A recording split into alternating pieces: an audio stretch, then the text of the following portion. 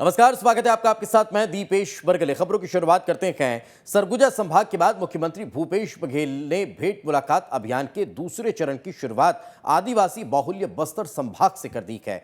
CM ने अपने दौरे की शुरुआत कोंटा से की है, जहां उनका भव्य स्वागत किया गया है। इस दौरान उन्होंने स्थानीय लोगों से बातचीत की और केंद्र की जो व्यवस्थाएं हैं, प्रदेश की स्वास्थ्य केंद्रों की जो व्यवस्थाएं हैं, उनका निरीक्षण किया है। साथ ही उन्होंने कई बड़ी घोषणाएं भी की हैं।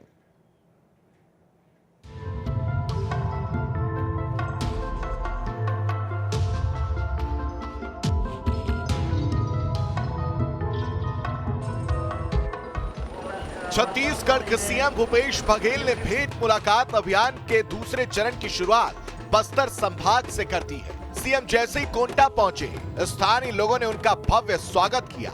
इस दौरान सीएम ने लोगों से बातचीत की। साथ ही सीएम भूपेश बघेल ने सामुदायिक स्वास्थ्य केंद्र का निरीक्षण भी किया और सुविधाओं की जानकारी ली।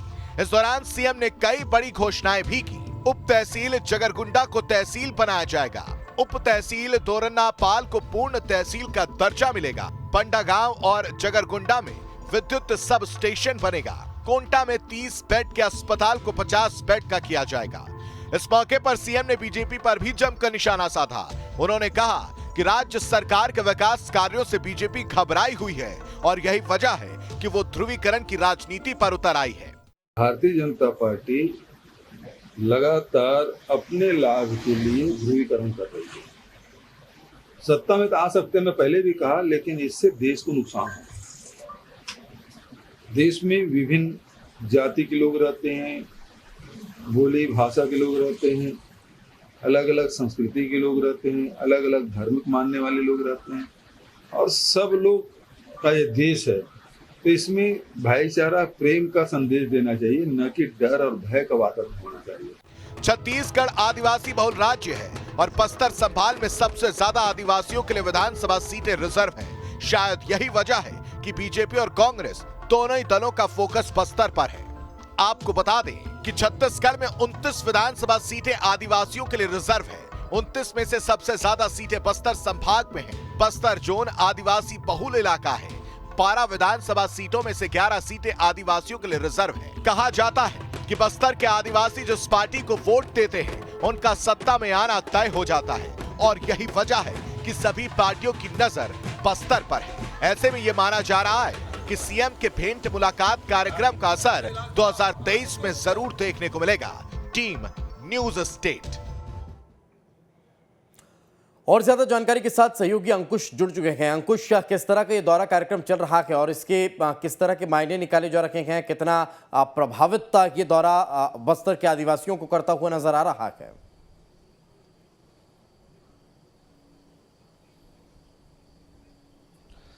देखिए दीपेश, ये पूरा दौरा अगर देखा जाए तो काफ़ी महत्वपूर्ण है और चूंकि सरगुजा संभाग का दौरा समाप्त हो चुका है और उसके बाद जब दूसरे चरण की शुरुआत हुई है, जिसमें बस्तर संभाग को केंद्र बनाया गया है। बस्तर संभाग के सुकमा जिले से इसकी शुरुआत हुई है और कोंटा विधानसभा क्षेत्र में मुख्यमंत्री भूपेश बघेल ने दूसरे चरण का पहला दिन जो है बिताया है।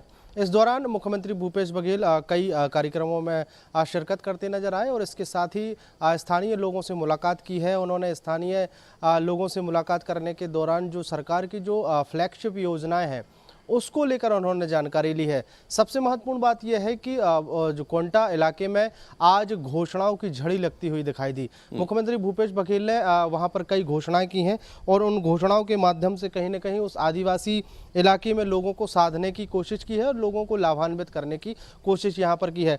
कुछ बड़ी घोषणाओं की अगर बात कर लें तो कोंटा इलाके में जो है वहाँ पर कई सौगातें दी गई हैं और जहाँ पर बताया गया है कि जगरकुंडा और दोरनापाल उप तहसील को अब पूर्ण तहसील का दर्जा दे दिया गया है। उसके अलावा कोंटा के सामुदायिक स्वास्थ्य केंद्र को पहले जो कम बिस्तरों का था उसको पूर्ण 50 बिस्तर का स्वास्थ्य केंद्र कर दिया गया है। बंडागांव और जगरकुंडा में विद्युत सब स्टेशन की स्थापना की घोषणा मुख्यमंत्री भूपेश बघेल करते नजर आए हैं।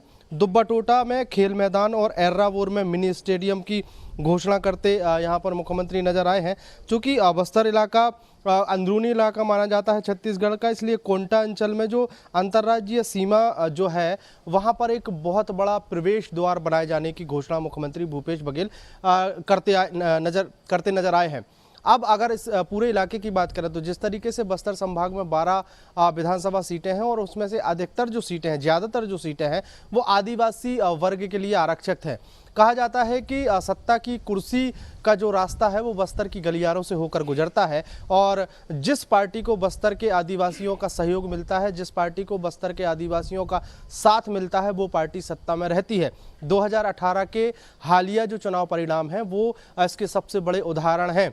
बीजेपी को जब बस्तर से ज़्यादा सीटें मिलती रही हैं तो बीजेपी सत्ता में रही है, लेकिन इस बार कांग्रेस को जब बस्तर से ज़्यादा सीटें मिली हैं तो कांग्रेस सरकार में आई है। और 2023 के लिहाज से अगर देखा जाए तो वर्तमान का जो बस्तर संभाग का मुख्यमंत्री भूपेश बघेल का दौरा है वो काफ़ी महत्वपूर्ण रहेगा। चुनाव में फ़ायदा दिलाने की कोशिश यहाँ पर मुख्यमंत्री भूपेश बघेल की है और उन्हीं कोशिशों के माध्यम से मुख्यमंत्री भूपेश बघेल लगातार कई योजनाओं की वहाँ पर सौगातें देते नजर आ रहे हैं, बड़ी बड़ी घोषणाएं करते नजर आ रहे हैं। और सबसे महत्वपूर्ण बात यह है कि एक मिलनसार माहौल जो है वो बनाया जा रहा है इस भेंट मुलाकात के माध्यम से। आज की तस्वीरों की अगर बात करें तो मुख्यमंत्री भूपेश बघेल बस्तर इलाके के जो ग्रामीण अंचल के जो लोग हैं उनसे मिलते नजर आए हैं और वहाँ के जो देव स्थान है वहाँ पर पूजा पाठ करते नजर आए हैं। स्थानीय क्षेत्रों में सामुदायिक स्वास्थ्य केंद्र का वो निरीक्षण करते नजर आए हैं और स्वास्थ्य केंद्र में भी आम लोगों से मिलकर उनकी समस्याएं जानने की कोशिश मुख्यमंत्री भूपेश बघेल करते नजर आए हैं। समर कैंप जो है वो अंग्रेजी माध्यम स्कूल यानी अंग्रेजी माध्यम के स्कूल के बच्चों को वहाँ पर बुलाया गया, वहाँ पर समर कैंप चल रहा था, उसमें भी मुख्यमंत्री भूपेश बघेल शिरकत करते नजर आए। बच्चों से मुलाकात की है, बच्चों के साथ छोटे छोटे गेम्स वो खेलते नजर आए हैं। तो ये जो कनेक्टिविटी जो बनाने की कोशिश मुख्यमंत्री भूपेश बघेल ने भेंट मुलाकात कार्यक्रम के माध्यम से की है तो आम जनता तक इसका सीधा असर पड़ता है। जब जनता का फीडबैक किस तरह से मिल रहा है अंकुश, ये अपने आप में महत्वपूर्ण हो जाता है। मुख्यमंत्री पहुंच रखे हैं, योजनाओं की सौगात दे रखे हैं, नए नए दावे और वादे किए जा रखे हैं, घोषणाएं हो रही हैं, जनता का फीडबैक किस तरह से दिखाई देता है?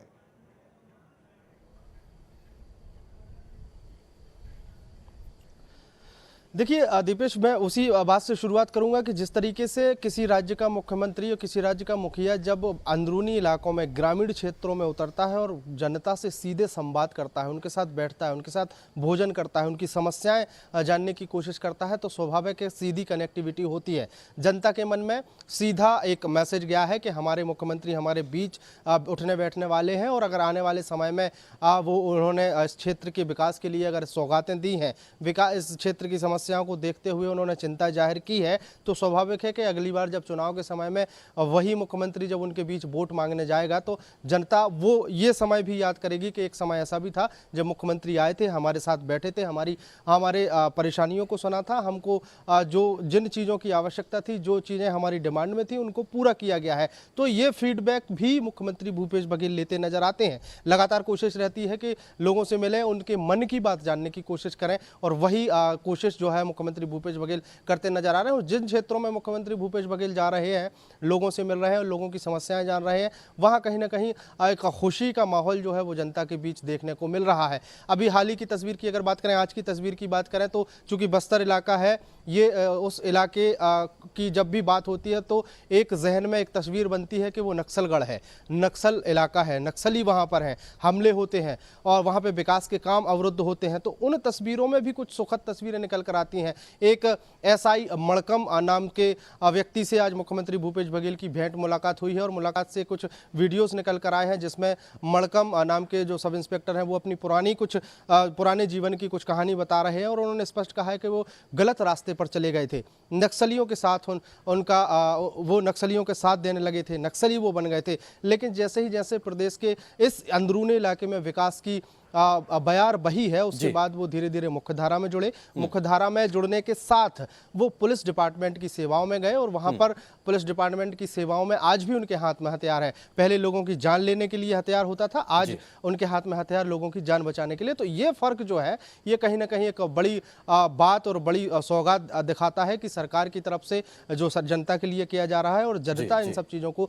देख भी रही है और इन तस्वीरों के माध्यम से कहीं ना कहीं अब कांग्रेस पार्टी और छत्तीसगढ़ की सरकार 2023 की तैयारियों में अभी से जुटी हुई है। दीपेश, बिल्कुल, बहुत बहुत शुक्रिया अंकुश इस तमाम जानकारी के लिए। तो यही वजह है कि अब इस दौरे का शानदार असर भी देखने को मिल रहा है।